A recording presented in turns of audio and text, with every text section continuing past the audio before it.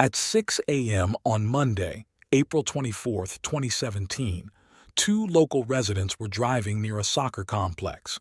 As they passed by, they noticed something unusual lying in the parking lot. Initially, the woman and her daughter couldn't quite make out what it was from the car. Curiosity got the best of them, and they pulled over to investigate. What they found was shocking. It was the lifeless body of a person. After overcoming their initial shock, they quickly dialed 911. By 7 a.m., the police had arrived at the scene. They discovered the body of a young woman, lying lifeless in the gravel of the parking lot.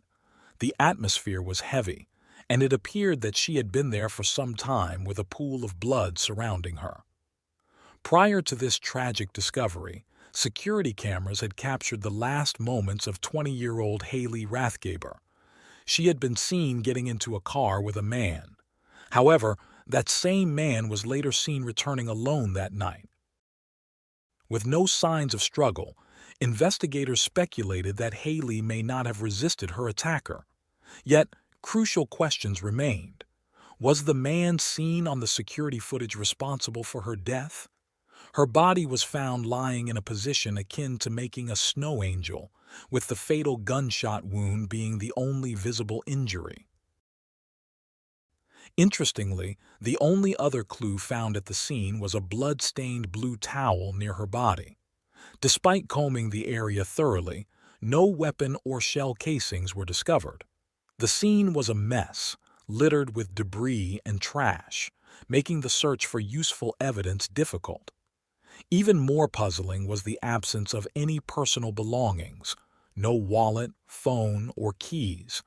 It was as though all traces of her identity had been erased.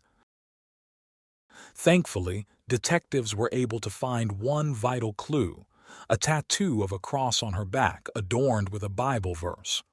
Recognizing this as a possible means of identification, they turned to the media for help. The rarity of violent crime in the area meant that news of the incident spread rapidly, leaving the community both shocked and fearful. In times like this, media coverage can be instrumental. Simply reporting that a body has been found might prompt families to check in on loved ones sooner than they otherwise would. One such concerned resident was Heather Collins, who lived in Evansville, Indiana, just 15 miles from where the body had been discovered. The authorities were treating the death as suspicious, sparking a full investigation. With the victim believed to be between 19 and 20 years old, Heather's concerns for her daughters grew. Fortunately, her younger daughters were found safe and sound, but her eldest daughter, Haley, was nowhere to be found. Haley's failure to answer calls and texts was entirely out of character, heightening the family's worry. Haley was known for being prompt in her responses, and the silence was alarming. Frantic, Heather and her other daughters began reaching out to Haley's friends, hoping to get any clue about her whereabouts. Their anxiety skyrocketed when they learned that Haley had missed an important exam at her university. As a dedicated nursing student in her second year, skipping class was something she would never do. Desperate for answers, Heather contacted a close friend and co-worker of Haley's, asking if she had any news. She also requested her to check on her on Haley's apartment. When she arrived, she noticed Haley's car parked outside, but the apartment door was unlocked. Despite this, there was no sign of Haley inside. Growing more anxious by the minute, Heather reached out to a detective friend from the police department, explaining the situation and seeking help. Shortly after, she was asked to provide photos of Haley's tattoos. Tragically, the worst fears came true. Detectives confirmed that the body found near the soccer complex was indeed Haley, using her tattoos to identify her.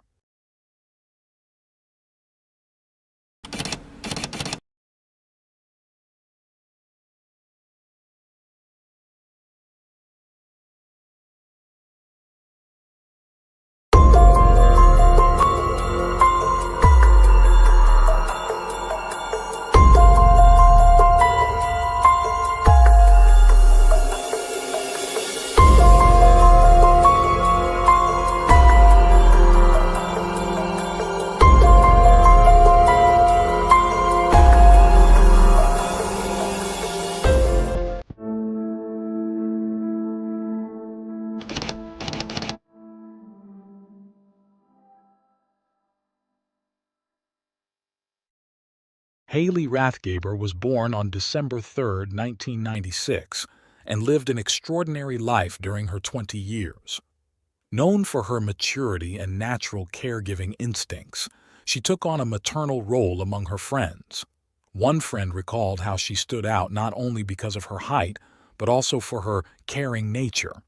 It was no surprise when she chose a career in nursing at the University of Southern Indiana, aligning with her desire to help others. Haley was also incredibly self-sufficient. In high school, she worked at Donut Bank in Newburgh, and during college, she took a job at Texas Roadhouse, a local restaurant, to support herself financially. But work was more than just an income source. It was where she built a close-knit group of friends, many of whom she had known since high school. This tight group, known as the Radies, spent a lot of time together celebrating birthdays and creating cherished memories. However, it was possible that someone from Haley's trusted circle might have harmed her. For her family, there was one person in particular who raised concerns. Haley's mother revealed to detectives that her daughter had recently been in a tense situation with one of her friends, a revelation that surprised investigators. Haley was the godmother to 10-month-old Jackson, the son of her longtime friend Jordan Hughes.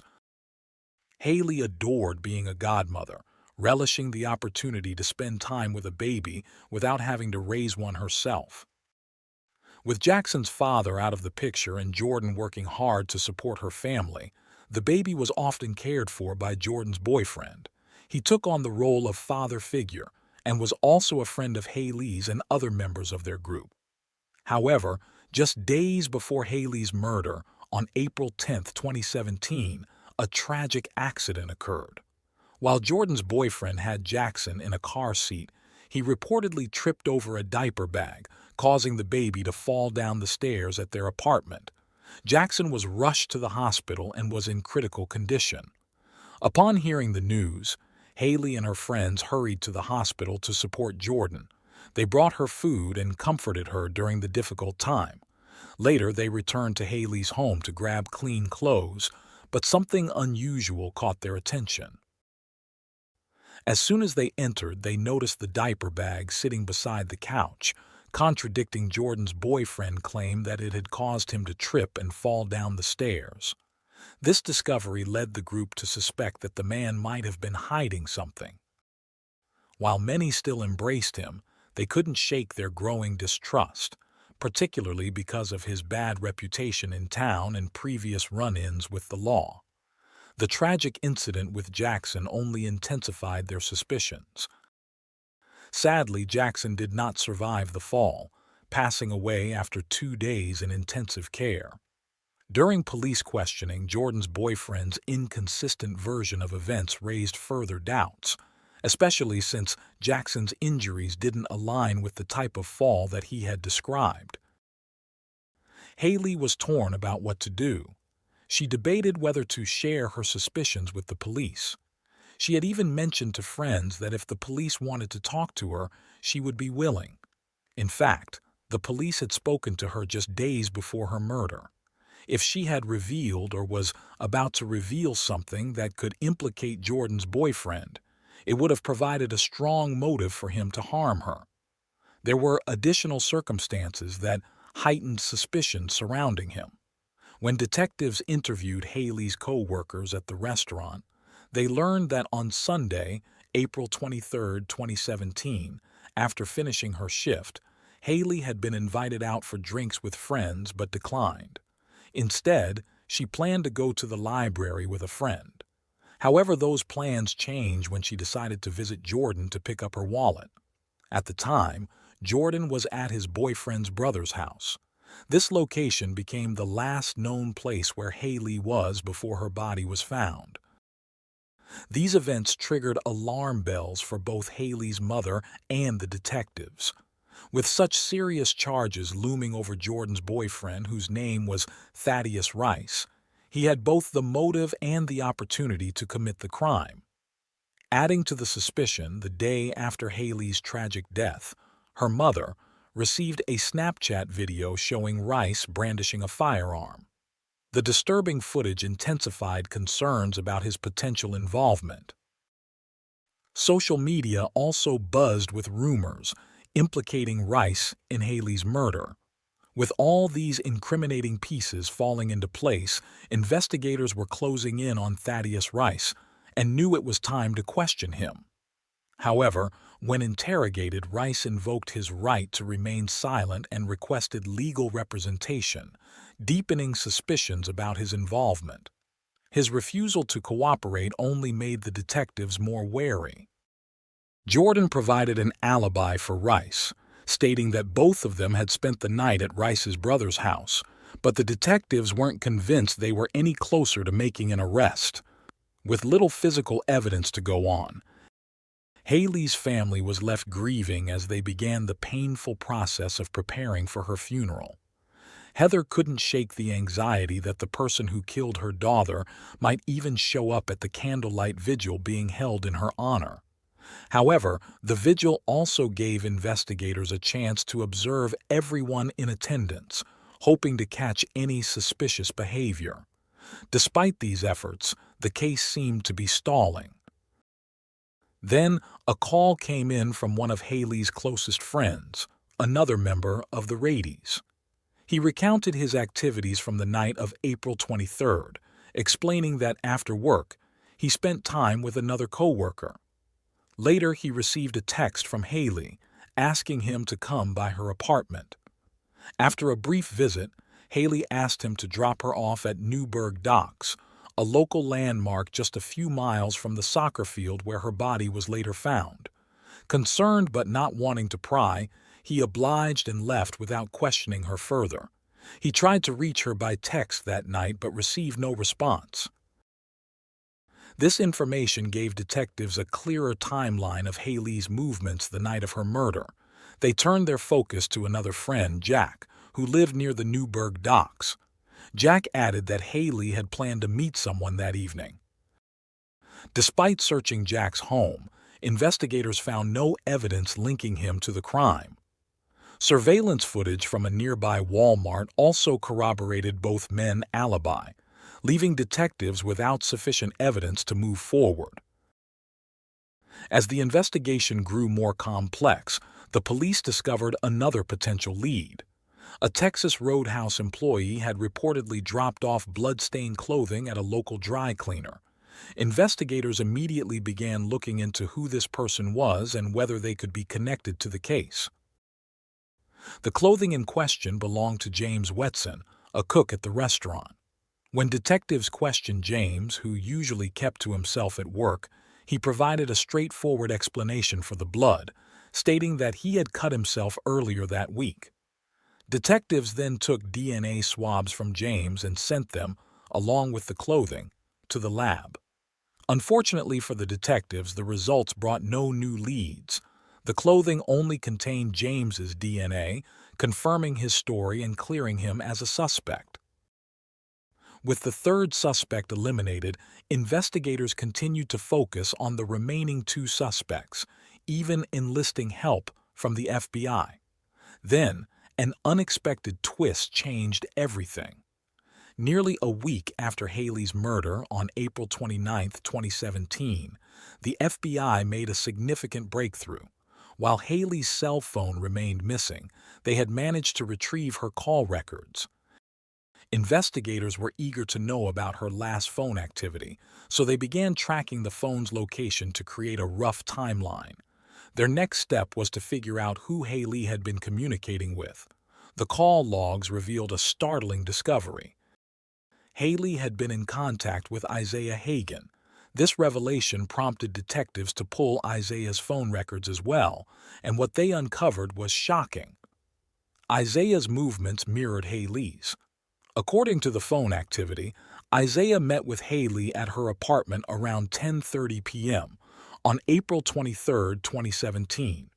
Together, they traveled east of Evansville, arriving at the soccer field around 11 p.m. This directly contradicted Isaiah's previous statement to the police, where he claimed to have dropped Haley off at a different location. Haley's phone went offline at the soccer complex around 11:25 p.m., Around the same time, Isaiah's phone also left the area. Interestingly, Haley's phone briefly reappeared near southwest Evansville at around 3 a.m., but shut off again after 20 minutes, never to be turned on again. With conflicting stories, detectives turned to surveillance footage from Haley's apartment. The footage showed Haley getting into a car with Isaiah, but when he returned in the early morning to check Haley's car, he was alone. But detectives had more than just location data and surveillance footage to aid their investigation. Typically, text messages aren't fully available. Only a record of them being sent remains. However, in this case, they were able to retrieve the actual contents of the messages, and Isaiah's texts were damning. It turned out that Isaiah had a history of bouncing checks, with his father having to bail him out financially. On the night of Haley's murder, Isaiah had been texting his father about the money he owed while he was at the soccer field. Sadly, Isaiah's father wasn't aware of the full extent of his son's sinister plan to get the money back. Detectives discovered that Isaiah had resorted to various means to make ends meet. He had been stealing from his roommates and pawning their belongings at local shops. Eventually, his roommate kicked him out. Furthermore, Isaiah owed Haley $600, money she had lent him to cover his rent shortly before her murder. Additionally, he had forged 2 checks from her checkbook, each for $300, one of which bounced due to insufficient funds. Haley had confided in her friends about the stolen checks, even showing them an image of the check made out to Isaiah for $300 worth of groceries. Despite being understandably upset, Haley's compassionate nature led her to forgive him, and their friendship endured. Whether money was the motive that turned Isaiah from a petty thief into a cold-blooded killer on the night of April 23, 2017, remained uncertain. Ironically, the individual who had initially appeared as a concerned friend had now become the prime suspect. To gather more evidence, detectives obtained a warrant to search Isaiah's residence. He lived with his parents, who were speechless when detectives informed them that their son was a suspect in the murder of Haley. According to his parents, Isaiah had always been well-behaved, shy, kind, happy, easygoing, and eager to please. Everyone loved him. They insisted that Isaiah had been devastated by Haley's death, describing how he collapsed on the floor, consumed by grief. They also claimed they were unaware of Isaiah's financial struggles and found it unimaginable that he could resort to murder for money. However, the evidence told a different story. During the search, detectives found that Isaiah's father owned several firearms. The Hagans confirmed that a pistol was missing from their home, but couldn't explain how it had disappeared. The search continued, and detectives uncovered even more incriminating evidence: a towel that closely resembled the one found at the scene where Haley's body was discovered. The evidence seemed convincing enough for authorities to bring Isaiah in for a formal interrogation. The police had him sit down and informed him that they needed to talk, signaling that the investigation had taken a serious turn. Initially, Isaiah stuck to the same story he had told earlier. He had picked Haley up from her apartment and dropped her off near the dam where she was supposed to meet someone. He claimed he wasn't sure if this had happened on Friday or Saturday, recounting how Haley had assured him she was fine when he left. That's when detectives confronted Isaiah with the cell phone data evidence. They showed him a video illustrating the movements of both his and Haley's phones on a map of the area around the soccer complex, highlighting the timeline of events. Faced with this undeniable evidence, Isaiah's story began to change. He admitted to taking Haley to the soccer field but insisted that he left her there with all her belongings intact. Yet, even this version didn't align with the location data. Isaiah claimed that the only explanation he could think of was that Haley's phone had somehow stayed in his car. Ultimately, he admitted to having Haley's phone with him all night. He said he threw it out of his car window the following morning because he feared getting into trouble if anyone found it on him. He explained that this was why he had kept quiet earlier, apologizing and stating that he omitted the information out of fear. When asked why he was in Haley's car in the early hours of April 24th, he explained that Haley had given him cash and asked him to sell some concert tickets she had. She had also handed over her keys, including those for her car and apartment, so he could retrieve the tickets. Following her instructions, Isaiah said he went to Haley's apartment, searched her car for the tickets, and then entered her apartment, where he found them. He then specified the area where he had discarded the phone. Still, he did not confess to killing Haley, maintaining that he would never hurt her.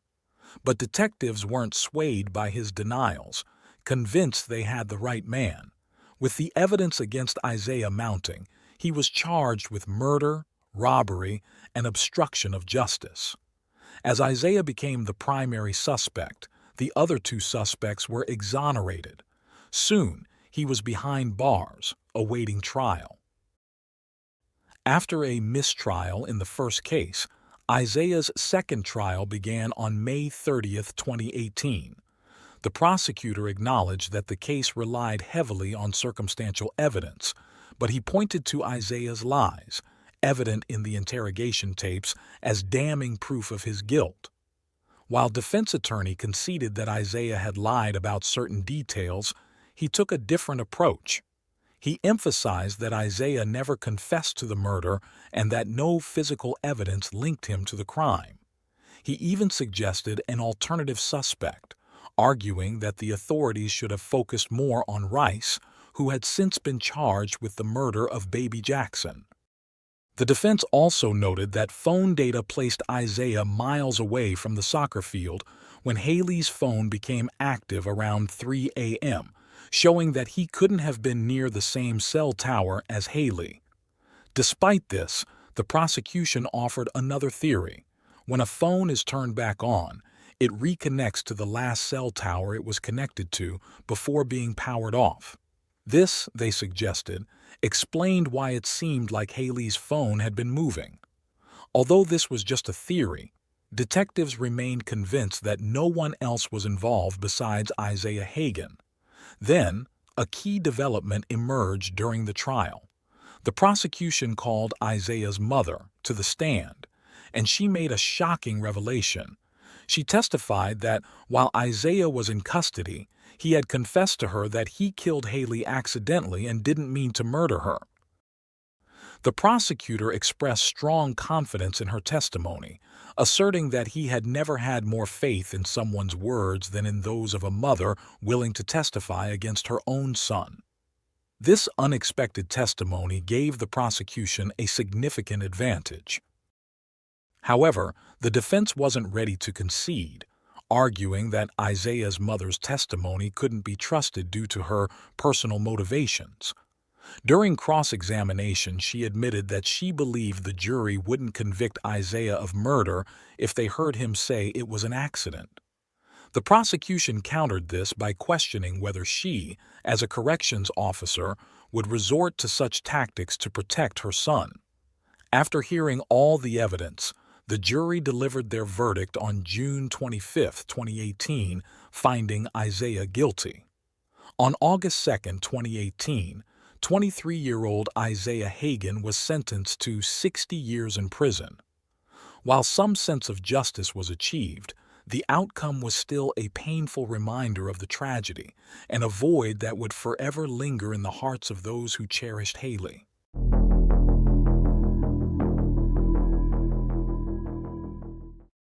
Thanks for tuning in to Unreal True Crime.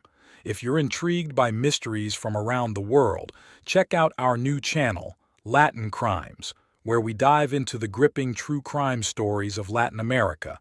Don't miss out. Subscribe now for more thrilling investigations. On a quiet Halloween morning in rural Ohio, what seemed like a typical day for the Liske family quickly turned into a nightmare that would shock the entire community. Behind the peaceful facade of their home, a series of events unfolded that would leave 3 family members dead and 1 man as the prime suspect.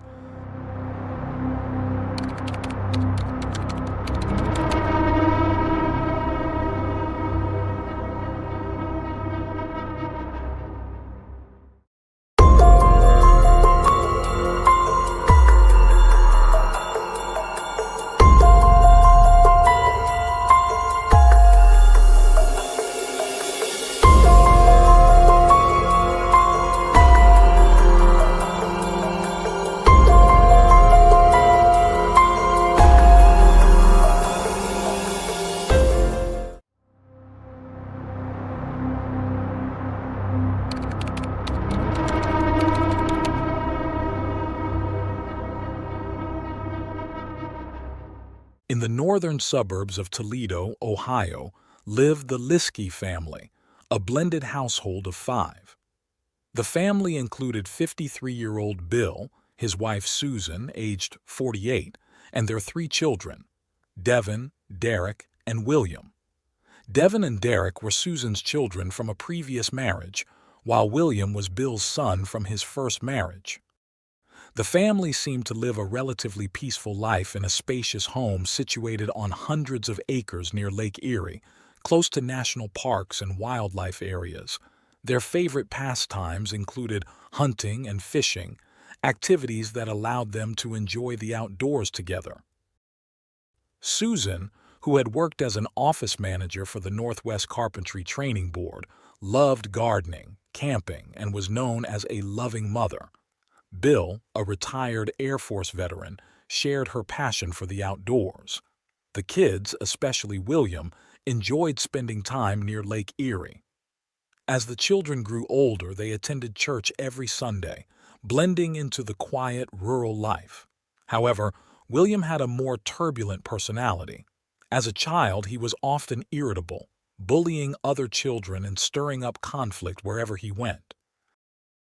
His parents initially dismissed his behavior as typical mischief, expecting it to improve with time, but his disruptive tendencies only worsened during adolescence. By the time William was 15, his behavior had escalated to a point where he had several run-ins with the law. It was around this time that his father, Bill, met Susan through their work and eventually married her in 2001. William resented Susan's arrival into his life. He disliked her presence in the household and openly rebelled against the strict rules she introduced.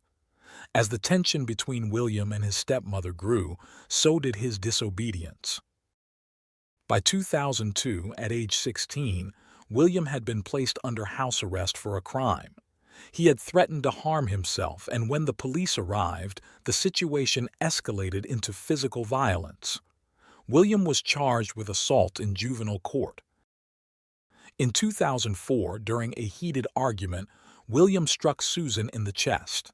2 months later, he assaulted her again, hitting her on the head with a coffee mug and stealing her car. Susan, overwhelmed by the violence, pressed serious charges against him. However, William was diagnosed with schizoaffective disorder and was deemed unfit for trial. The assault and theft charges were dropped, though his relationship with Susan remained fraught. His father, Bill, made the difficult decision to place William in a psychiatric group home near Lake Erie in Sandusky. Even though William was under treatment, he continued to pose a threat to those around him. During his time in Sandusky, William had multiple violent encounters with law enforcement, one of which occurred when his father was present to pick him up. Despite the treatment, William's condition didn't improve, and he remained agitated. In the fall of 2004, at 18 years old, William's aggression took a frightening turn. One morning, he attempted to attack Susan while she was in the shower. Although Susan managed to fend him off, she was left injured, both physically and emotionally drained from the prolonged abuse. That night, Bill made the painful decision to expel William from the family home. From that point on, William had to fend for himself.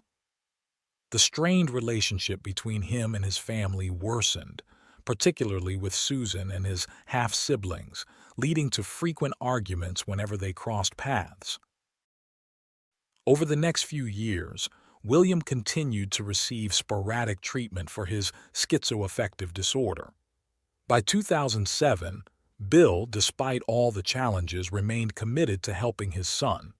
He sought legal guardianship over William in an attempt to secure his release from the psychiatric hospital.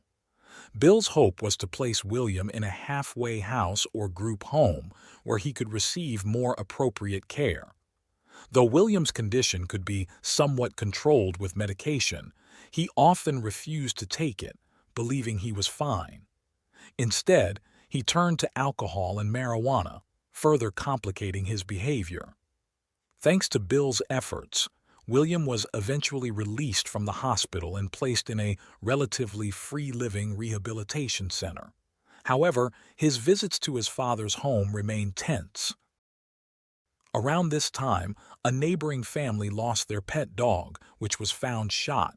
Suspicion fell on William, though no proof was ever found. While it was just a pet, the incident hinted at something darker, raising alarm among the community. To minimize William's interactions with Susan and the neighbors, Bill often took him to the family's cabin in Carroll County on weekends, hoping that some time away might calm his son. The cabin was just a few hours' drive from northern Ohio. Bill often took William there to hunt and talk, hoping these trips would ease the tension between William and the rest of the family and improve his mental state. Unfortunately, this only provided temporary relief and did nothing to address the underlying issues. William's dislike for his stepmother remained unchanged, and his mental health continued to deteriorate. A family friend, Mark, recalled numerous conversations with Bill, where he voiced concerns about the safety of the Liske family. When William started causing trouble and had physical altercations with Bill, Bill would frequently call Mark for help. Despite the physical harm he endured, Bill was determined not to give up on his only son, convinced that William wouldn't intentionally hurt his family. On the morning of October 31, 2010, Halloween, Devin, Bill's 16-year-old stepson, returned home around 9:30 a.m. after spending the previous night at his biological father's house. He was getting ready to change clothes before heading to church. As he came downstairs after changing, he encountered William, which struck Devin as odd, as William had already moved out and rarely stayed at the house. The couch had been made into a bed, suggesting William had slept there the night before. They exchanged brief pleasantries, and William asked Devin where he was going, how long he'd be out, and how he was getting there.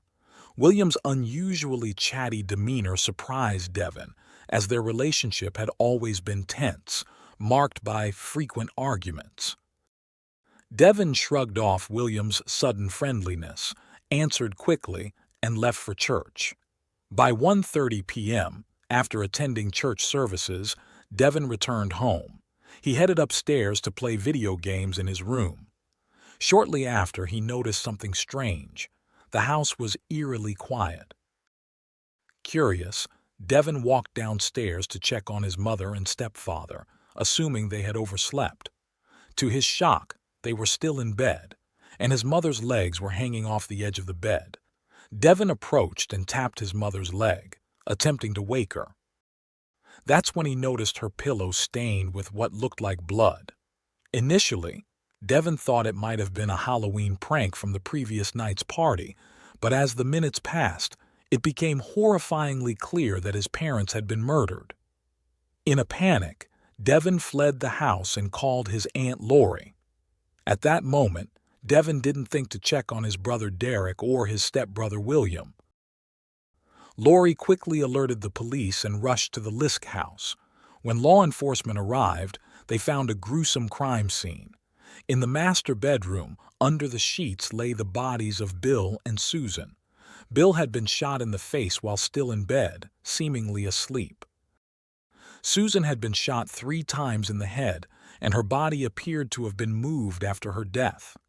Forensic evidence later revealed that Susan had also been bludgeoned after she was already dead.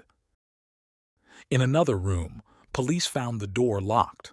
Upon forcing it open, they discovered 23-year-old Derek curled up in his bed, also killed. He had suffered blunt force trauma to the head, and a bloodied hammer matching his injuries was found nearby. The forensic investigation concluded that the family had been murdered in their sleep, starting with Derek, followed by Bill, and lastly, Susan. Muddy footprints were found around the house, leading to a pond in the backyard. Initially, investigators believed the murder weapon might have been discarded there, but after draining the pond, they found nothing. In total, 3 people had been murdered: Bill, Susan, and their son Derek. Later, during Susan's autopsy, it was discovered that she had been sexually assaulted post-mortem, a heinous addition to an already horrific crime. Aunt Lori immediately told the police that she suspected William, Bill's son, as the killer. William had a history of mental illness and deeply resented Susan. He had previously threatened and assaulted her.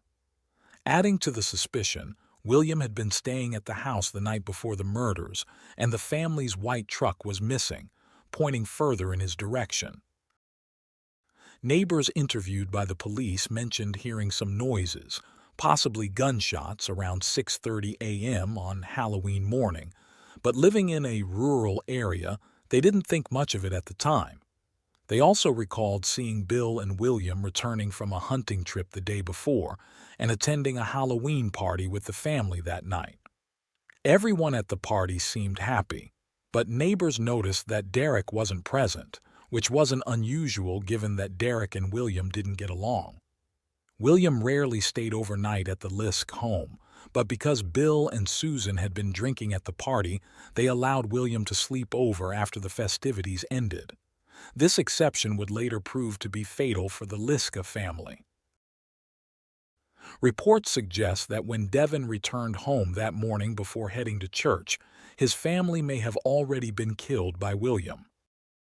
The fact that William spoke to Devin upon his return implies that William chose to let Devin leave the house without harming him.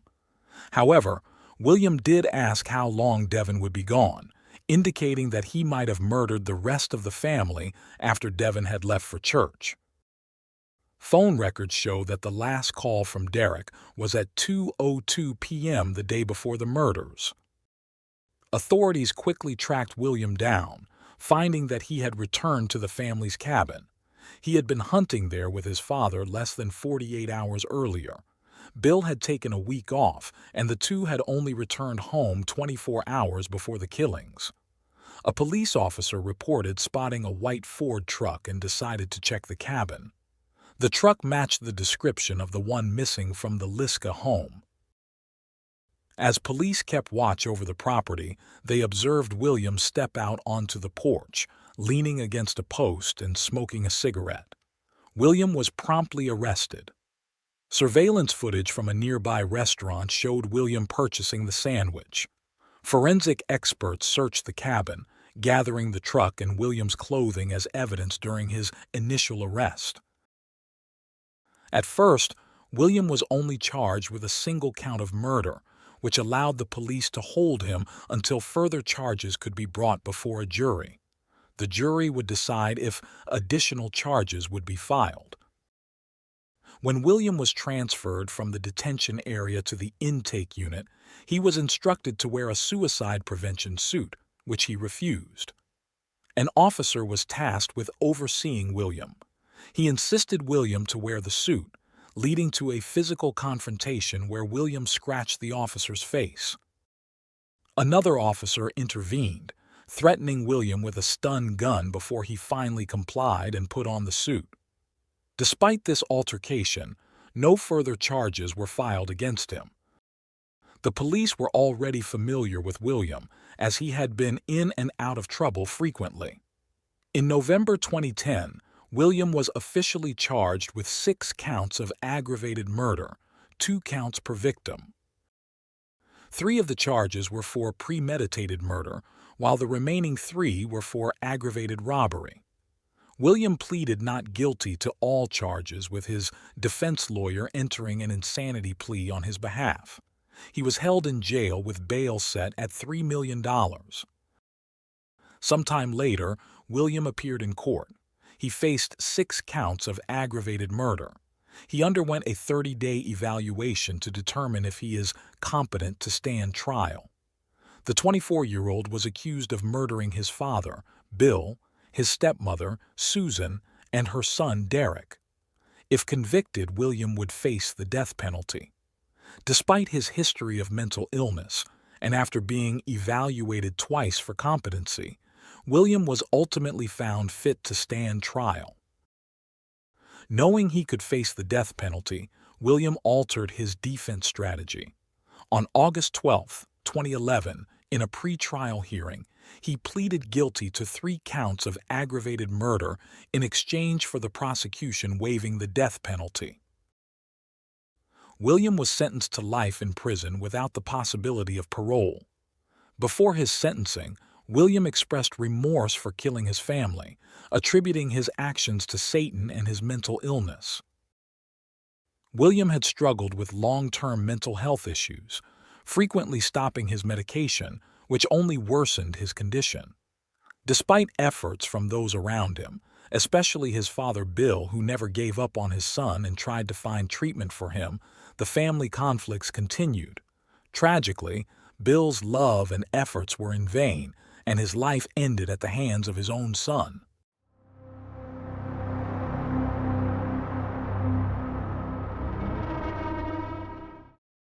Thanks for tuning in to Unreal True Crime. If you're intrigued by mysteries from around the world, check out our new channel, Latin Crimes, where we dive into the gripping true crime stories of Latin America. Don't miss out. Subscribe now for more thrilling investigations. On the afternoon of March 24, 2015, a 30-year-old man named Aaron Quinn reported that his girlfriend, Denise Huskins, had been kidnapped from their bedroom the previous night. Local authorities responded quickly, heading straight to the apartment where the incident took place. Upon arrival, the officers encountered a puzzling crime scene. The screen near the back door had been slashed with a knife, and the door lock appeared to have been tampered with, suggesting a forced entry. The bedroom on the second floor was in complete disarray, with blankets and sheets piled haphazardly on the bed. On the floor, they found unusual items: swim goggles taped shut and an empty bottle of cough syrup. But what stood out most was a square section of the bedroom floor outlined with red tape, within which a chair had been placed, seemingly positioned to face something. Oddly enough, a camera had been set up directly in front of the chair, yet it was unplugged and not connected to the internet, serving no apparent purpose other than decoration. No fingerprints or other DNA evidence were found at the scene, and no signs of a struggle were visible. When questioned, the neighbors claimed they hadn't heard any screams or disturbances the night of the incident, which added to the overall mystery. But Aaron's version of events made things even stranger. He recounted how he had woken up suddenly in the middle of the night to the glare of a flashlight. Dazed and confused, he noticed a red dot dancing across his chest, something that immediately reminded him of the laser sights used on firearms. Filled with fear, his instinct was to protect Denise, but before he could act, a masked man pointed a gun at his head and ordered him to bind his girlfriend's hands and feet with zip ties provided by the intruder. After Aaron complied, the man tied him up as well. The intruder then covered their eyes with the swim goggles, which were sealed shut with tape, effectively blinding them. Aaron said they were forced to hand over their bank cards, PIN numbers, social security numbers, and even their phones. The kidnapper then used their phones to text their bosses, explaining that they wouldn't be able to come to work due to feeling unwell. Things took a darker turn when the intruder made both Aaron and Denise drink an entire bottle of medicine, presumably the cough syrup found at the scene. The sedative effects of the medicine soon knocked them out.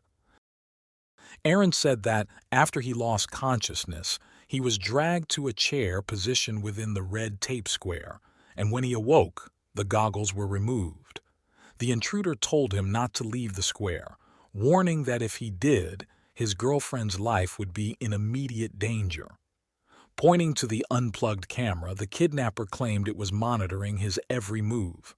To further manipulate the situation, he placed headphones on Aaron's head and played soothing music, a jarring contrast to the tense situation.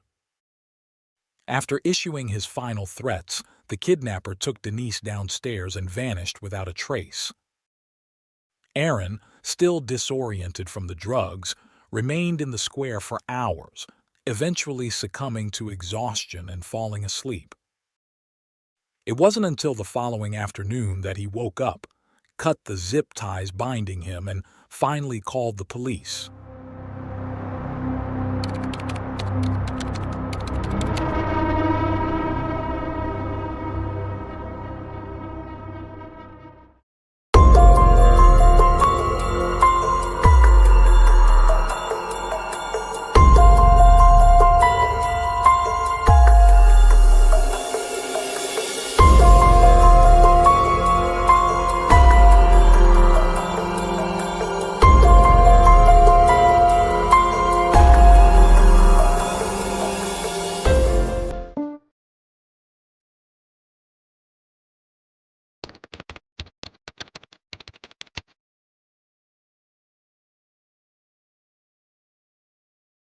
The officers who interviewed Aaron were left baffled by his bizarre story of abduction. Every detail seemed to defy logic, making them question the truth behind his claims. Drawing a square on the floor and forcing him to stay inside it? It felt like the kidnapper had seen too many Western movies and imagined Aaron was someone important. And Aaron had sat there for more than 10 hours without moving. The officers were skeptical. The biggest question on their minds was the motive. Why would the kidnapper go to such lengths to abduct someone? As Aaron struggled to convince the police that his story was real, a message suddenly appeared on his phone. It was from the kidnapper demanding a ransom. "See, I'm not lying," Aaron insisted. But the ransom amount, $12,000, was oddly specific. Whether it was a lot or not, the officers found it strange that the kidnapper would request such an exact figure. This made the police suspicious, wondering if Aaron could be involved in some way. Maybe he had harmed his girlfriend and was now playing the victim to deflect suspicion. Aaron strongly denied this, insisting that he had nothing to do with her disappearance. "How could I have sent a message to myself right in front of you?" he asked. But the experienced detectives weren't buying it. They knew about ways to schedule texts to be sent later. For the next several hours, the interrogation continued. Aaron was hooked up to a lie detector, questioned repeatedly, and even had lawyers consulted, but nothing conclusive came from it. Meanwhile, something else odd happened. The local newspaper received a voicemail from a woman claiming to be the missing Denise. She said she had been kidnapped but was still alive.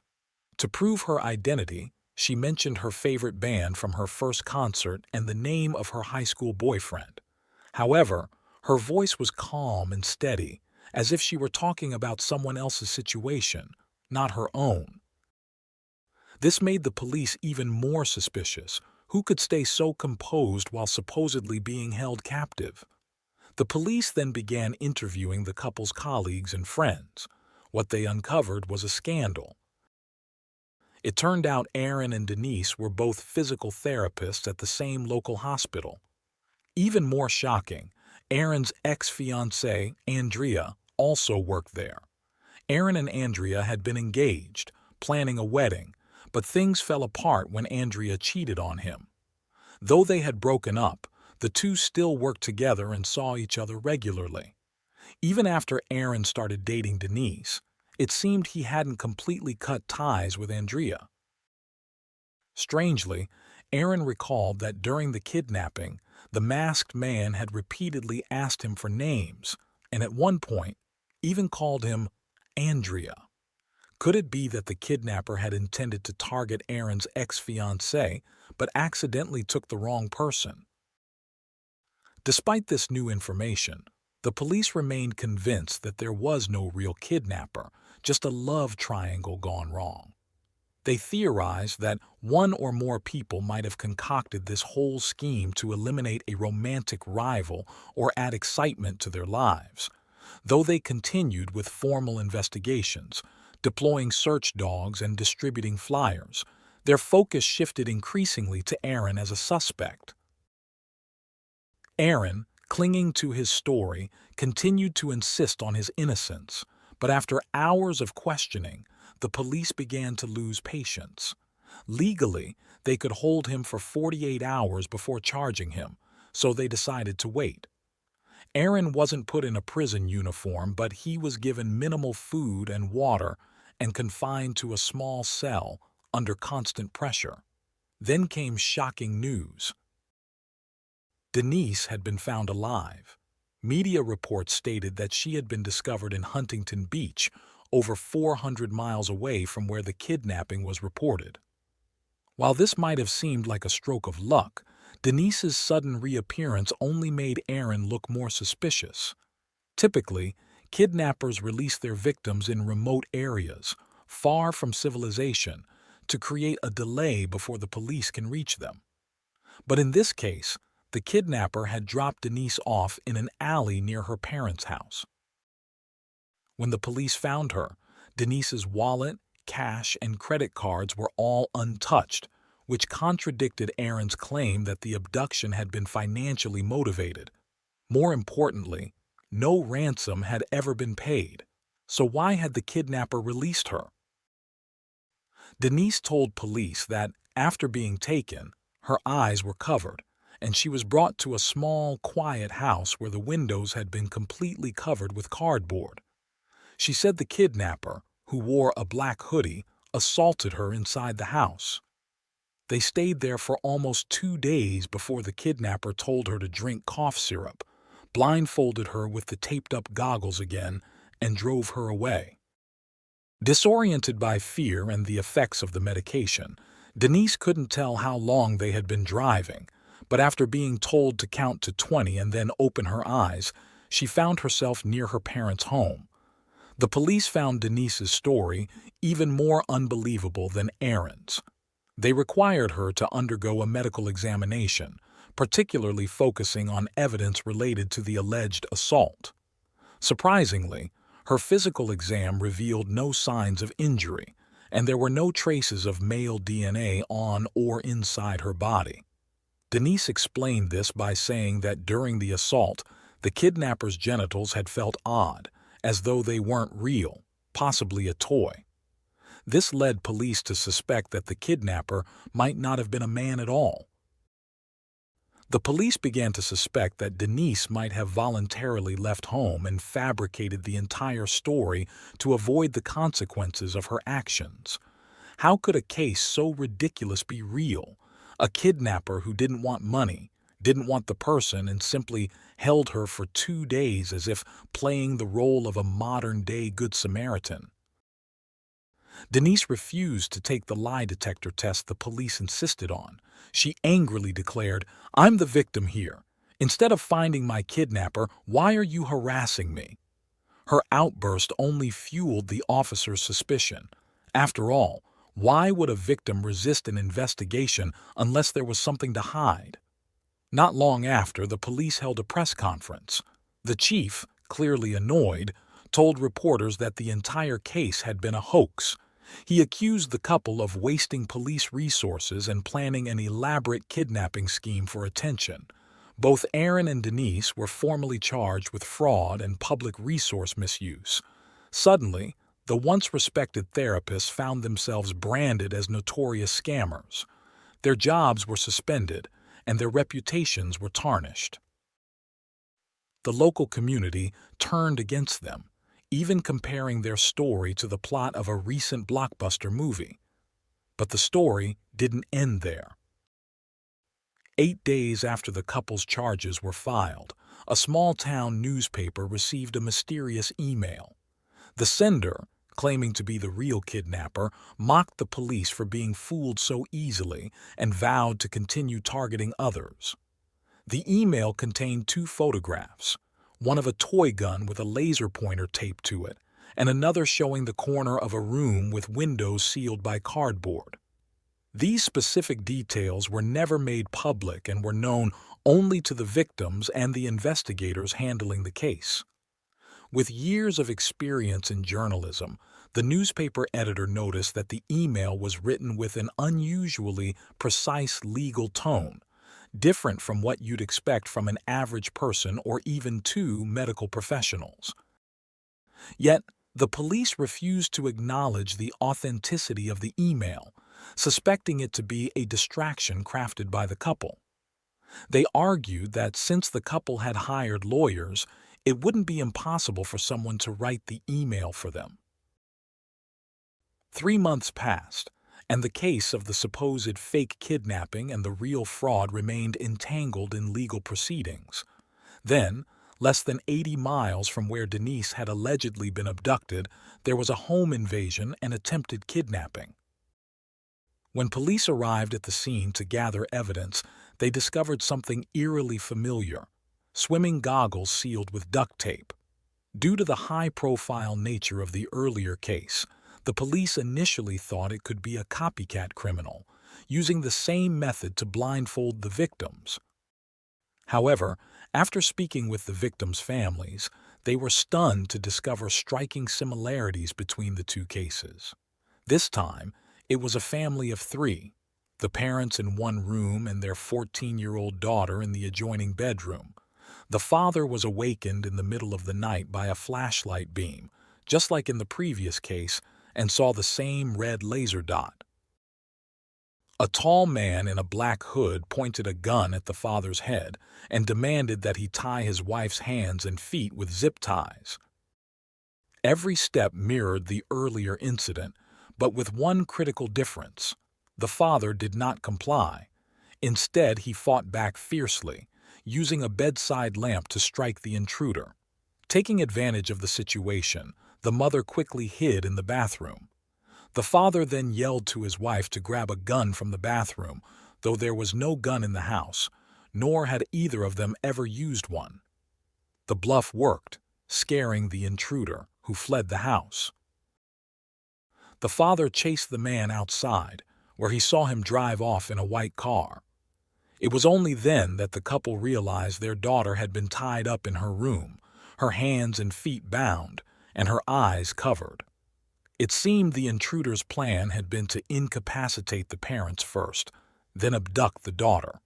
Fortunately, the parents' brave actions thwarted what could have been a devastating outcome. Although photos of the family were never released, reports mentioned that the father was of Asian descent. Due to the intruder's hurried escape, the crime scene was not as carefully cleaned as it had been when Denise was kidnapped. The police found DNA from the attacker on the bedside lamp, as well as a suspicious Samsung phone near the door. The phone was registered to a 38-year-old Californian man named Matthew Muller. Additionally, the police managed to recover deleted text messages and photos from the phone, including the $12,000 ransom demand sent to Denise's boyfriend. Using the location data from when the ransom message was sent, the police tracked down a vacation cabin owned by Muller. They immediately went there and found a white car parked outside, matching the description given by the Asian father in the second case. Without hesitation, they entered the property and found Matthew calmly sitting in the living room, hands raised, saying, "You finally found me." He offered no resistance and cooperated fully during his arrest. Inside the vacation cabin, police discovered a room where the windows were sealed with cardboard, perfectly matching the photos from the leaked email and Denise's description. They also found a replica gun, duct-taped swimming goggles, zip ties, and cough syrup mixed with sedatives. In Matthew's car, they uncovered a crucial piece of evidence, a blonde hair strand tangled in one of the zip ties. And whose blonde hair was it? None other than that of Denise. What's more, the data from Matthew's car showed that he had been near Denise's apartment on the night of March 24th and near her parents' home 2 days later, exactly coinciding with the times of her kidnapping and release. All the evidence pointed to the fact that Denise and her boyfriend had been telling the truth the entire time. However, when the police showed Matthew's photo to the couple for identification, they both claimed they had never seen him before and didn't display any hostility toward him. They were completely bewildered as to how they had become involved in this mess. So the big question remained, why did Matthew commit these heinous acts? The key to understanding his motive lay in Matthew's background. Police investigations revealed that Matthew came from a wealthy family. His father owned a large accounting firm in California, ensuring Matthew had been financially secure since birth. Despite his wealth, Matthew didn't squander his fortune. After finishing high school, he enlisted in the U.S. Marine Corps, becoming a mechanic. His superiors praised his intelligence and diligence during his service. After leaving the military, Matthew was accepted into Harvard Law School, graduating with honors and becoming a licensed attorney. This explained why the newspaper editor had recognized the sophisticated language in the extortion letter. In 2012, a female intern at the law firm where Matthew worked accused him of sexual harassment.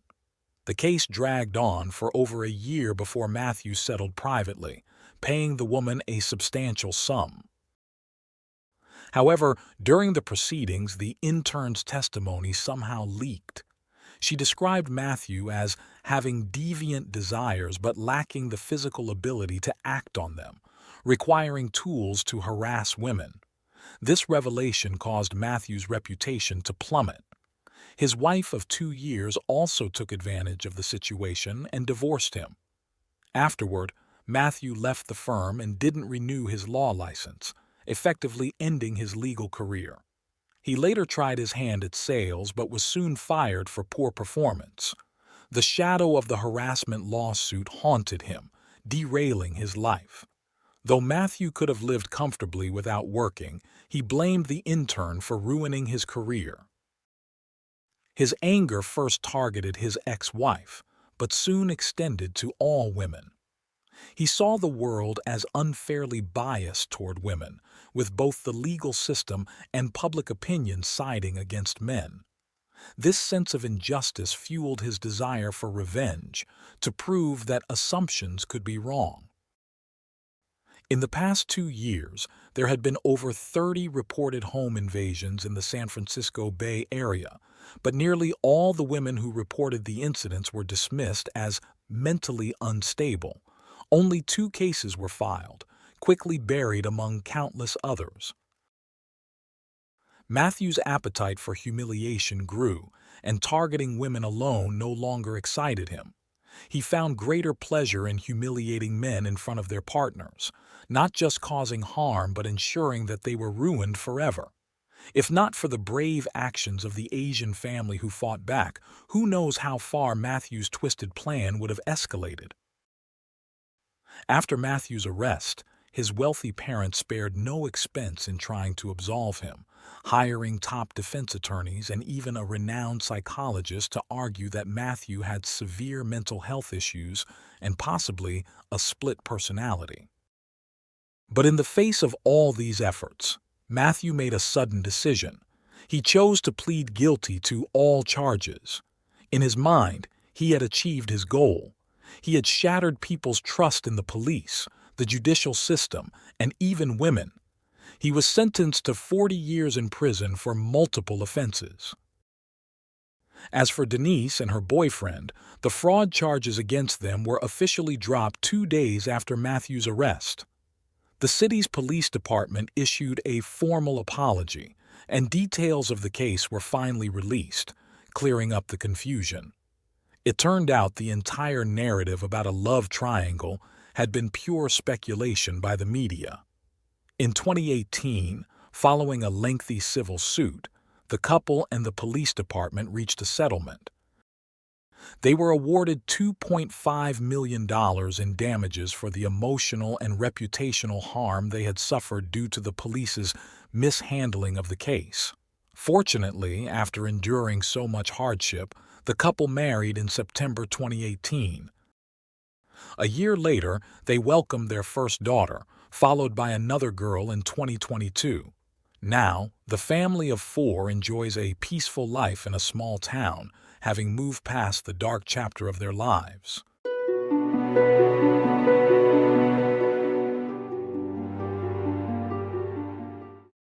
Thanks for tuning in to Unreal True Crime. If you're intrigued by mysteries from around the world, check out our new channel, Latin Crimes, where we dive into the gripping true crime stories of Latin America. Don't miss out. Subscribe now for more thrilling investigations.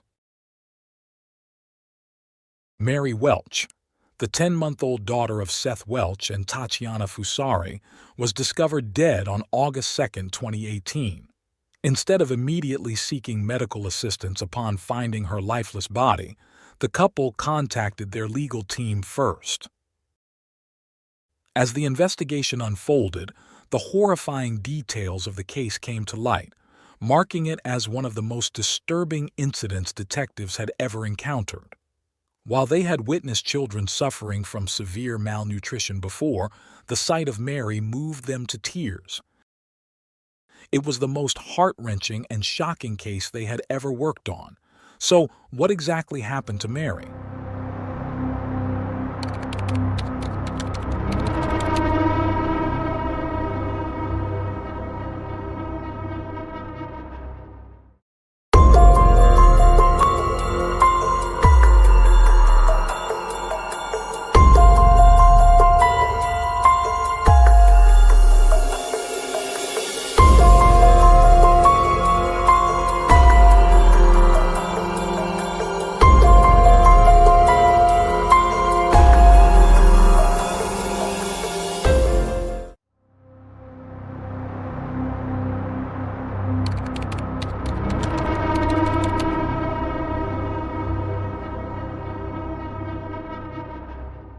Kent County, nestled in the heart of Michigan, is home to a lively community of 657,000 residents.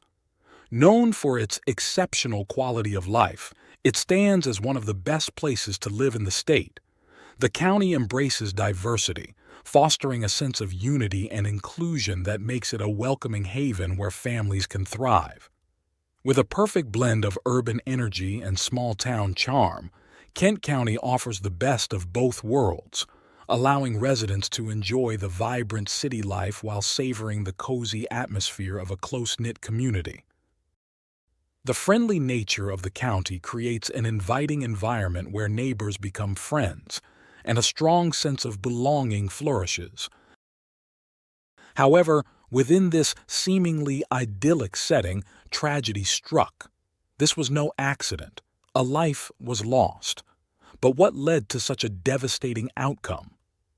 Tatiana Fusari, born on June 1, 1990 in New York, moved to Grand Rapids at the age of 20 to reconnect with her estranged mother.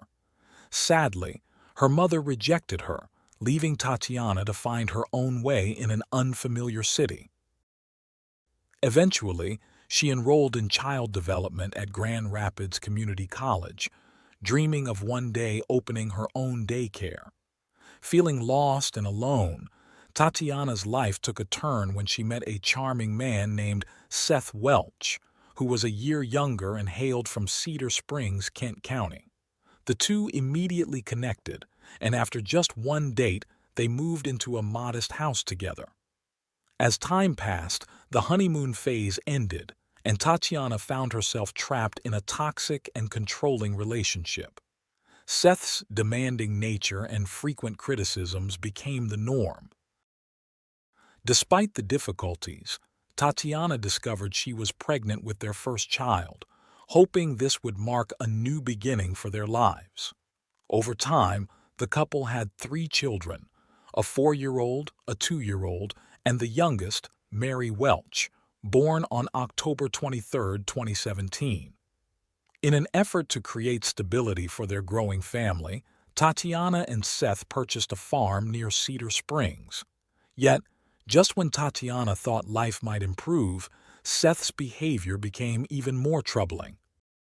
One day, Tatiana walked in on Seth having an inappropriate video call with another woman, leading to a heated confrontation. Seth responded with violence, pushing her and repeatedly hitting her. Isolated from friends and fearful of Seth's increasingly erratic behavior, Tatiana felt trapped. Seth's control extended beyond emotional and physical abuse. He imposed religious beliefs on their household, refusing medical care for his children on religious grounds. He believed in natural selection, thinking only the strong should survive, and refused to vaccinate the kids. His disturbing mindset saw their children not as precious lives to nurture, but as burdens if they couldn't contribute to his ideals. On August 2, 2018, Tatiana went to pick up some clothes from a neighbor's house. Upon returning, she sensed something was terribly wrong. Around 10 a.m., she woke Seth to tell him their youngest daughter, Mary, wasn't breathing. Despite Tatiana's frantic attempts at CPR, it was clear that Mary had been dead for some time. Seth called 911 at 12:16 p.m., reporting the death of their 10-month-old daughter. Officers arrived at the home in Cedar Springs. The scene was devastating. Little Mary was found lifeless in her crib, her body frail and emaciated. But the most horrifying discovery was the state of her crib. Her mattress was soaked with urine and covered in mold. The paramedics couldn't immediately determine whether the child was 10 days or 10 months old due to the severe state of neglect. The circumstances surrounding the infant's death were unclear, prompting investigators to treat the case as suspicious. Although Seth Welch allowed investigators to search the home, they waited for a warrant to conduct a thorough investigation. Once the warrant was obtained, the police led a detailed examination of the Welch residence, where they uncovered disturbing conditions in baby Mary's crib. The home was described as extremely filthy, with toxic black mold found under the mattress. The house was also infested with flies, and mouse droppings were found in the drawers. During the search, only 1 container of baby food was discovered, and no formula was found at first. However, crime scene photos later revealed 3 containers of baby formula in the house, 2 of which had expired 5 months before Mary's death. Mary had been left alone for at least 19.5 hours before she was discovered. A hole in the door of her bedroom allowed her parents to occasionally check on her, but despite these intermittent checks, her condition had worsened dramatically. What came to light after the investigation was shocking.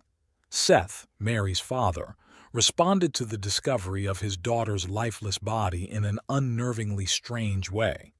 Instead of immediately seeking medical help, he made a series of bizarre decisions. First, he called his parents, who were lawyers, to seek advice on what to do next.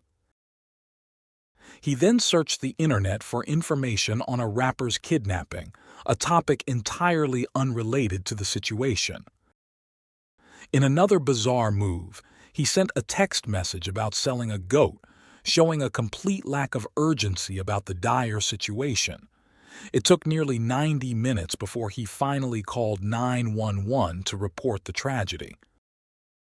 This delayed response caused detectives to question his actions and priorities during such a critical time. Further investigation revealed that Child Protective Services, CPS, had previously interacted with the family in 2014 when THC, or the primary psychoactive compound found in cannabis, was found in their eldest child's system at birth. Seth had expressed distrust of doctors, claiming they had falsified documents against him. A forensic pathologist who performed Mary's autopsy determined that the cause of her death was a combination of severe malnutrition and dehydration, the result of prolonged neglect by her caregivers. Death from starvation or dehydration is a slow and painful process where the body gradually breaks down its muscle and fat reserves. At 10 months old, Mary weighed only 8 pounds, almost the same as she did at birth. Her body had become so weak that she couldn't move her arms or legs, crawl, or even lift her head. He also noted that Mary's condition was not sudden. It resulted from chronic malnutrition that had likely lasted for weeks or even months. She lacked the strength to cry for food or water and simply suffered in silence until her last breath. The couple was summoned to the Kent County Sheriff's Department in Michigan for questioning on the same day. During her interrogation, Tatiana broke down immediately when asked how many children she had, displaying a flood of emotions. While it seemed like genuine grief, detectives wondered if it was an attempt to gain sympathy or if she was afraid for her future, especially since she had waited hours to contact the authorities and had consulted lawyers first. Meanwhile, Seth, in a separate room, showed no emotion and appeared to be in good spirits, acting unaffected by the death of his 10-month-old daughter. Despite Seth's lack of remorse, detectives were closing in on the truth. They used various strategies to get Tatiana to talk, including appealing to her maternal instincts and suggesting that Seth was solely responsible for Mary's condition. One detective asked Tatiana to put herself in the shoes of the officers who were called to the scene and discovered a severely malnourished child. He emphasized how thin Mary was and how unbelievable it was that she could have lost so much weight in just 2 days. Though Tatiana came across as a concerned and educated mother, she tried to minimize her role in the tragedy by claiming she didn't realize something was wrong until it was too late. Tatiana admitted that she and Seth had discussed Mary's condition about a month earlier when they noticed that their daughter wasn't filling out her clothes as she should have. Still, they chose to rely on faith, hoping that things would improve without medical intervention. When asked how she would react if someone claimed God told her to sacrifice one of her children, Tatiana firmly responded that she would never go through with it. The interview continued, with Tatiana speculating that Seth might have been worried about CPS involvement if they had taken Mary to the doctor. She suggested this could be why they avoided medical help. Ultimately, the detectives saw through their excuses. It was clear that the couple had prioritized avoiding CPS over the well-being of their child. Their neglect was enough for authorities to charge and arrest both Seth and Tatiana. The pair turned the interrogation into a mockery, laughing at the police and their tactics. They joked about Mary, showing no signs of remorse or concern for the life they had lost. Ultimately, Seth and Tatiana were arrested on charges of first-degree murder and first-degree child abuse. That night, the couple from Cedar Springs found themselves in jail, awaiting charges in connection with the death of their infant daughter. Investigators revealed that 10-month-old Mary Welch died due to malnutrition and dehydration. After their arrest, Seth and Tatiana were tried separately. During Seth's trial, the prosecutor delivered an impassioned account of the horrific conditions Mary had endured. She emphasized that Mary's suffering was nothing short of torture, as she had been confined to a filthy crib, deprived of basic care and nourishment. The defense attempted to downplay the severity of the case, arguing there were no visible physical injuries. The prosecutor, however, rebutted by stating that Mary's entire body was a wound, emphasizing the extensive damage caused by her starvation. It was further claimed that Seth knowingly allowed his daughter to die, viewing her as too small and weak to contribute to his plans for their farm. During the trial, Seth chose not to testify in his own defense. Instead, his attorney spoke on his behalf, arguing that Seth had provided food for his daughter and that his religious beliefs influenced his decision not to seek medical care for Mary. He suggested that Seth may not have fully understood the gravity of her condition. The defense portrayed Seth as misguided by faith, though unintentionally so. The prosecution, however, countered by highlighting the inconsistencies in Seth's supposed distrust of medical treatment. Despite his claims, Seth had sought medical care for himself. Prosecutors pointed out that, while in jail, Seth had requested and received prescription glasses, casting doubt on his fear of medical interventions. The prosecution argued that Seth's actions were selfish and contradictory, choosing care for himself but not for his own child. Seth's attorney also argued that the presence of soiled diapers indicated Mary was being fed, attempting to portray Seth and Tatiana as overwhelmed rather than malicious. He claimed that, while their parenting was flawed, it did not amount to child abuse or murder.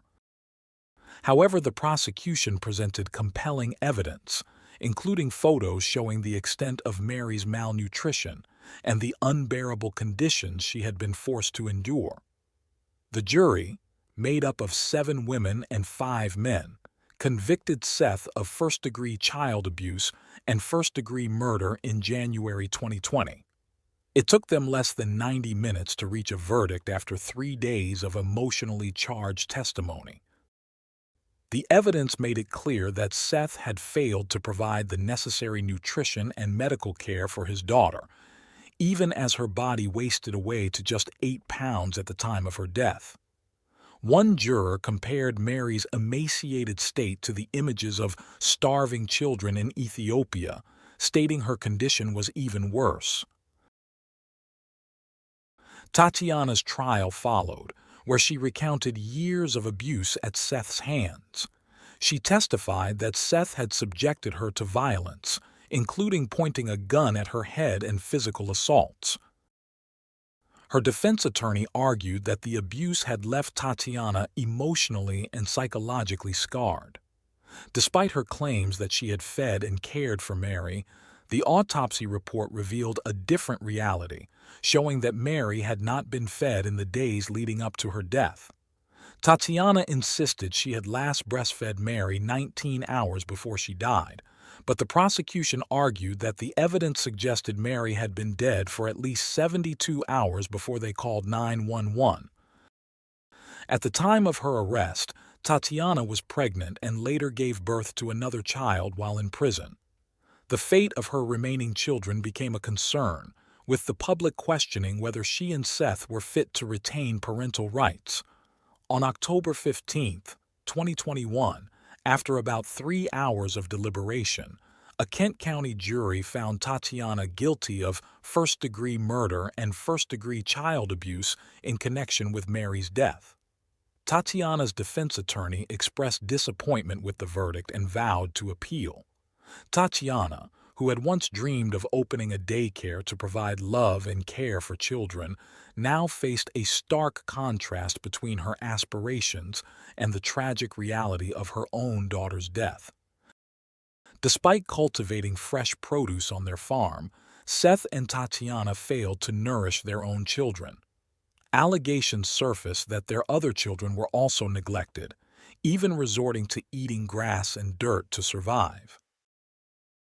As Seth and Tatiana awaited their fate, their surviving children were placed in the care of relatives and foster homes. The case left many questioning how 2 parents could neglect their children so severely and what role Tatiana truly played in the tragic events. Was Tatiana another victim in this story, or did she share the blame? Did their other children face similar neglect? And could their fate have been different if their parents had cared for them properly?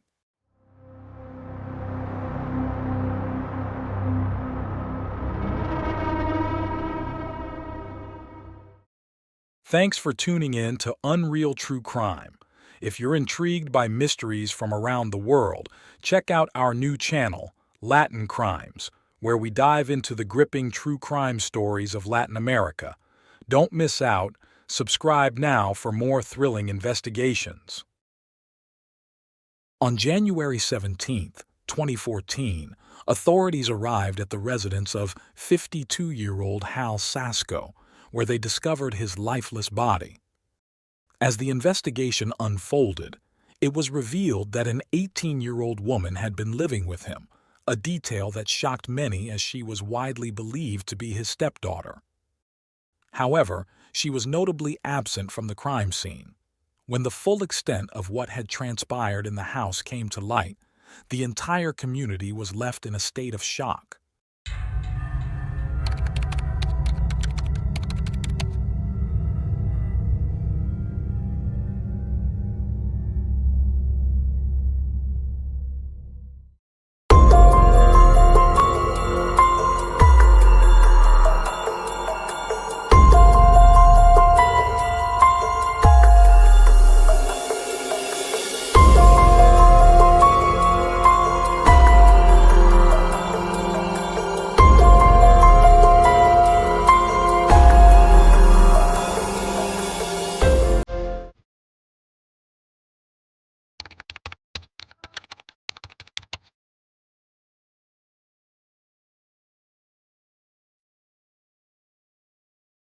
Sarah Gonzalez McLin was born on July 9, 1994.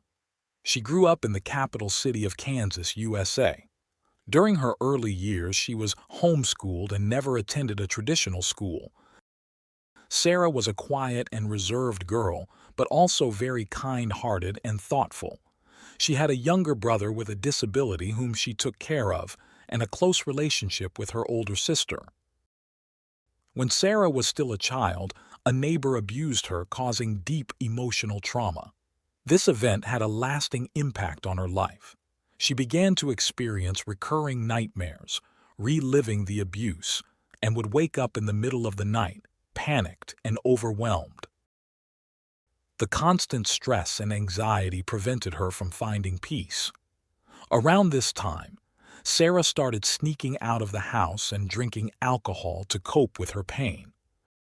Her concerned parents decided to seek help by sending her to a psychologist, hoping she could confront her trauma. However, things only worsened, especially at home. Around the same time, her parents went through a divorce, which deeply affected her. Sarah described her parents' divorce as the moment she felt completely unloved at home. Over time, she lost all contact with her father, and her relationship with her mother became increasingly strained. Feeling like she no longer belonged at home, Sarah sought to leave as soon as she could. At the age of 14, Sarah found a job at a local pizzeria. The owner, Harold Sasko, was a middle-aged man who, at first glance, seemed successful and trustworthy. At that time, he owned 3 pizzerias and was known to be a devout Christian. However, his employees had a different view of him. They often spoke about his inappropriate behavior. The manager of one of the locations mentioned that Harold Sasko instructed him to only hire young, attractive girls. He was uncomfortable with this and would often warn the new hires to be cautious around the owner. When Sarah joined the pizzeria and received this warning from the manager, she was still quite naive and thought he was exaggerating.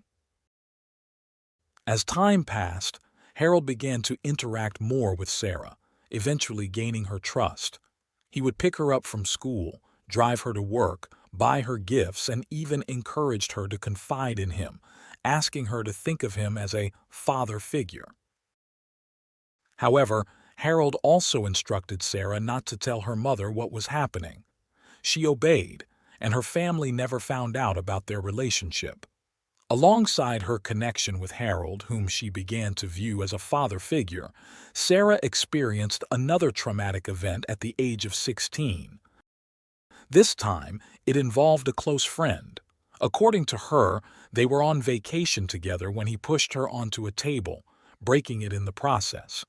He then assaulted her and even burned her back with a cigarette. This incident deeply affected Sarah, who was already working through her childhood trauma in therapy. The memories of her past abuse came rushing back. Sarah returned to therapy, and this time she was diagnosed with post-traumatic stress disorder, PTSD. Things spiraled quickly. The stress and depression intensified to the point where she attempted to take her own life. As a result, Sarah was admitted to a psychiatric hospital for some time. There, she received therapy and was prescribed medication to aid her recovery. After being discharged, Sarah continued taking her medication and attended therapy sessions regularly. This support once again began to help her heal from her experiences. However, the situation at home remained highly stressful, and Sarah found it unbearable to stay there. By the time Sarah was hospitalized, she was no longer working at Harold's Pizzeria, but they had maintained contact. He would still pick her up from school, take her out for lunch, and ask her about her life. Being 50 years old, Harold saw an opportunity when Sarah was vulnerable and decided to exploit it. During this time, he repeatedly suggested that she move in with him. He was single, childless, and lived alone, with a successful business that was thriving. He told Sarah he could help her financially and even offered to pay for her college tuition. Despite being desperate to leave her turbulent home life due to the frequent, violent conflicts with her mother, Sarah repeatedly declined his offer. But in 2012, after graduating high school and turning 17, she finally accepted and moved in with Harold Sasko. At that point, it seemed like a fresh start. She believed that living with him would provide her with everything she needed. And in the beginning, that was the case. Harold bought her everything she required, enrolled her in college, provided her with a place to live, and didn't ask for anything in return. He showered her with gifts and was attentive to her needs and desires. Everything changed once Sarah turned 18. At that point, Harold began making inappropriate suggestions. He proposed that she enter into a romantic relationship with him in exchange for all the support he had given her. Naturally, Sarah refused. Throughout the months she had lived with him, they had pretended to have a stepfather-stepdaughter relationship to avoid any misunderstandings or suspicions. Sarah had never imagined that he would ask for such a thing. According to her mother, she had always disapproved of Sarah moving in with Harold, but Sarah had never listened. Many people close to them said that Sarah even called him Dad, which made his request all the more shocking. When Sarah refused, Harold became furious. He made it clear that if she didn't comply with his demands, she would no longer have a home or any support. Harold also knew about Sarah's history of substance abuse and that she had started drinking and using illegal substances at a young age. He exploited this by offering her drugs. Under the influence, Harold attempted to take advantage of her, and on several occasions he succeeded. Each time Sarah refused, he grew angrier, more aggressive, and violent. Harold eventually handed Sarah a list of all the things he had purchased for her and claimed that until she paid him back in full, she wouldn't be allowed to leave. He manipulated her, threatening to sue her for non-payment if she tried to escape.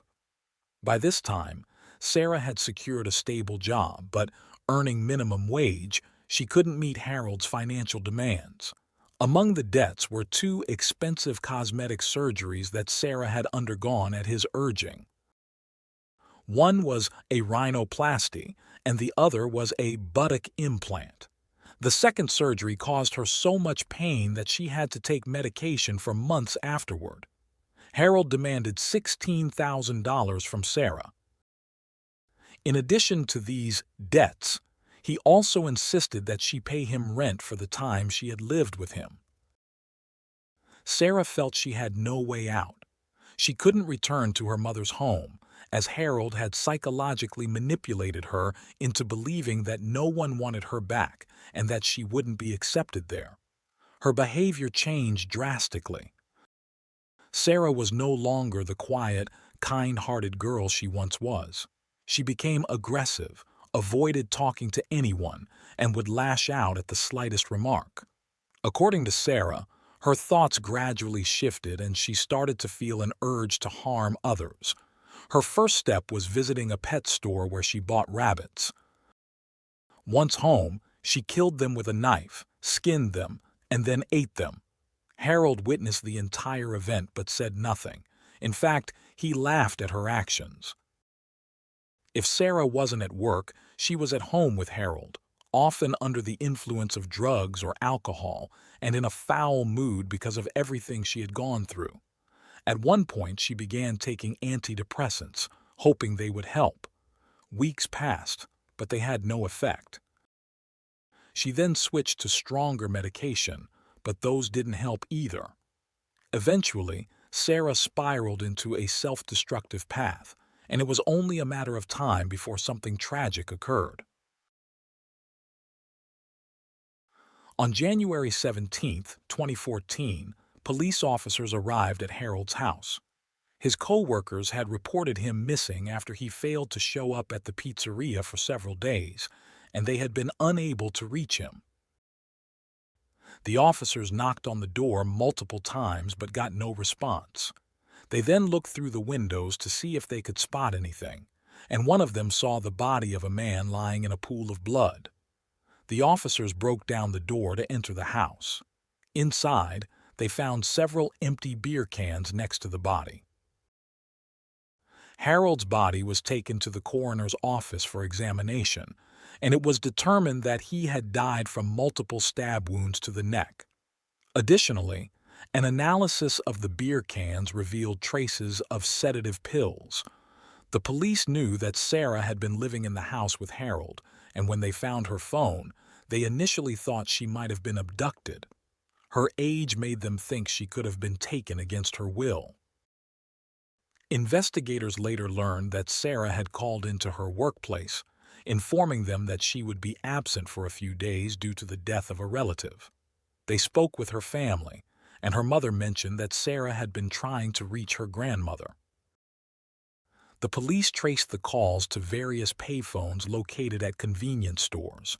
Reviewing the security footage from these stores confirmed that Sarah was the one making the calls, and she was traveling alone from Kansas to Texas. With this information, the authorities realized Sarah hadn't been kidnapped and she became the prime suspect in Harold's murder. On January 25, 2014, 11 days after the murder, 19-year-old Sarah was found by park rangers sleeping in Harold's car in the Everglades National Park.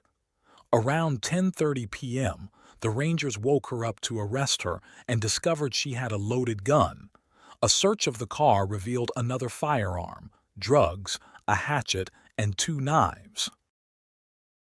When arrested, Sarah wasn't immediately taken back to Kansas. Instead, she remained in Florida for questioning by several investigators. She offered no resistance and didn't try to fabricate any stories. Sarah quickly confessed to killing Harold and fleeing the scene. She explained that he had been harassing her for a long time, and she saw this as her only way to escape. Sarah detailed the events leading up to the crime. A few days before the murder, when Harold wasn't home, she went to a pharmacy and bought a packet of sleeping pills. On January 14th, 3 days before his body was found, Harold had the day off and was doing some repairs around the house. He asked Sarah to bring him a beer. That's when Sarah realized this was her opportunity. She knew that Harold wouldn't stop at just 1 beer, but would keep asking for more. After the 3rd beer, Sarah started slipping sleeping pills into his drink. She explained that she waited until the 3rd can to avoid him noticing any strange taste. As he continued to drink, she kept adding more pills, and, according to the police, she gave him a total of 5. The combination of alcohol and sedatives caused Harold to lose consciousness. Sarah then quickly tied his hands and feet. At one point, she said, He woke up for about a minute and mumbled something. Sarah didn't quite understand him, but said she felt a moment of pity for him. However, she was determined to go through with her plan. She pulled out a knife and stabbed him multiple times in the neck, nearly decapitating him. After realizing he was dead, Sarah used his blood to write the word "freedom" on the bathroom wall. She then washed her hands, took a shower, and changed her clothes. Before leaving, she took money, a tablet, and Harold's car keys. Sarah left her phone behind, believing the police would track it and think something had also happened to her. She drove toward Texas, but didn't like it there because it was too cold at night, so she continued her journey to Florida. Most of the time, Sarah slept in the car, stopping occasionally to rest along the road. Upon arriving in Florida, Sarah visited a local tattoo artist named James Baker to get a new tattoo. It wasn't her first. She already had the phrase, "Only God can judge me," inked on her shoulder. For her second tattoo, Sarah chose a quote from a book, "The descent into the dark well at the bottom of our heart. In its cold, black depths, twisted and strange creatures dwell, best left undisturbed."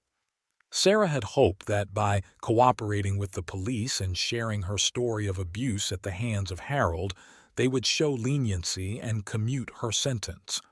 However, this was not the case. The authorities painted Sarah as a true psychopath, while portraying Harold as a peaceful Catholic man who had only wanted to help her. At one point during her interrogation, Sarah admitted to one of the officers that during her fits of rage at Harold's house, she felt the urge to kill. The prosecution argued that Sarah had killed Harold simply because she wanted to know what it felt like to kill a man, not because he had been violent with her. A key piece of evidence found on Sarah's phone was a message from Harold apologizing for forcing her into a sexual relationship with him. However, this crucial information was not presented to the jury during her first trial, and all evidence of Harold's abuse towards Sarah was disregarded in the pursuit of justice. In February 2014, Sarah's trial began. Her attorney chose not to use the history of abuse as part of her defense, especially since the prosecution had chosen to ignore it. Instead, the defense team pursued a risky strategy, claiming Sarah suffered from dissociative identity disorder. They argued that Sarah had developed multiple alter egos to cope with the trauma she endured.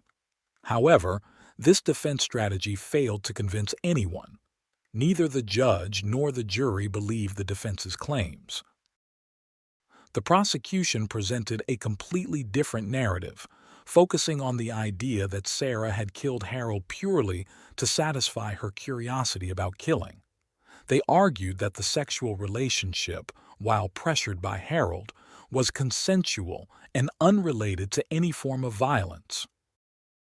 Moreover, the prosecution contended that the drugs found in the house had been purchased by Sarah, not provided by Harold, even though there was little concrete evidence to support this claim.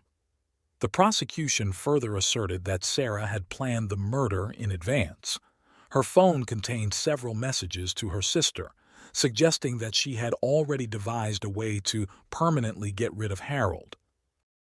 Based on this, they argued that the crime was premeditated, requesting a first-degree murder conviction. Supporting this, investigators found Sarah had spent a month researching vulnerable areas of the human neck and methods of attack. On September 4, 2015, Sarah, who was 21 at the time, was found guilty of first-degree murder with premeditation. She was sentenced to life in prison with the possibility of parole after 50 years. After the trial, the media uncovered much of the evidence regarding Harold's abuse and the testimony that had been withheld from the jury. It became clear that a significant portion of the truth about Sarah and Harold's relationship had been kept from the court. The reasons for this remain unclear, whether it was to preserve Harold's image as a quiet, religious man, or if the prosecution was simply determined to secure the harshest possible sentence for Sarah. This revelation drew widespread public attention to the case. In 2021, Sarah reached a plea agreement with the prosecutor, resulting in her sentence being reduced from 50 years to 25 years. Although she is still serving a life sentence, she will be eligible for parole after 25 years.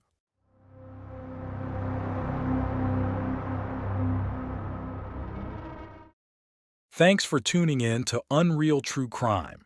If you're intrigued by mysteries from around the world, check out our new channel, Latin Crimes, where we dive into the gripping true crime stories of Latin America. Don't miss out. Subscribe now for more thrilling investigations.